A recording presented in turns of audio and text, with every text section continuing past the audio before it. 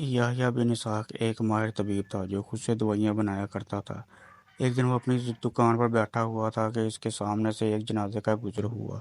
جب جنازے پر اس کی نظر پڑی تو اس کی زبان سے بآواز بلند یہ جملہ نکلا: ہے میت کے گھر والوں، تمہارا یہ آدمی بقید حیات ہے، تمہارے لیے اسے دفن کرنا جائز نہیں۔ جنازے کے ساتھ چلنے والے لوگوں نے ایک دوسرے سے کہا: اس طبیب کی بات کوئی نقصان دہ تو ہے نہیں، چلو ہم اس کو اپنا مردہ دکھلاتے ہیں، اور اس طرح اس کا امتحان بھی ہو جائے گا۔ اگر مردہ زندہ ہے تو طبیب کی بات صحیح ہے، اور اگر یہ مردہ ہے تو پھر اسے دفنانے سے ہمیں کوئی گرتت نہیں پہنچے گا۔ چنانچہ لوگوں نے طبیب کو بلایا اور اس سے پوچھا: تم نے جو بات کہی ہے اس کو ثابت کر سکتے ہو؟ طبیب نے ان سے مردہ گھر واپس لے چلنے کو کہا۔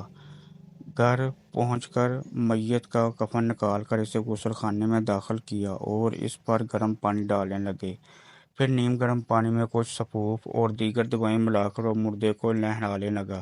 کچھ ہی دیر بعد مردے کے جسم میں تھوڑی سی حرکت ہوئی۔ طبیب خوشی سے چیخ اٹھا: مردے کی زندگی کی بشارت قبول کرو۔ پھر طبیب تسلسل سے مردے کا علاج کرنے لگا اور کچھ ہی دیر میں مردہ بالکل صحیح ہو گیا۔ یہ واقعہ طبیب کی مہارت و قابلیت کا مظہر تھا، جس نے لوگوں میں جنگل کی آگ کی طرح شہرت پائی۔ بعد میں جب طبیب سے پوچھا گیا کہ آخر کس بنیاد پر تم نے جنازہ دیکھ کر سمجھ لیا تھا کہ وہ مردہ نہیں بلکہ زندہ ہے، تو اس نے بتایا کہ میں نے دیکھا کہ مردے کے پاؤں کھڑے ہیں، حالانکہ مردے کے پاؤں سیدھے کھڑے نہیں ہوتے۔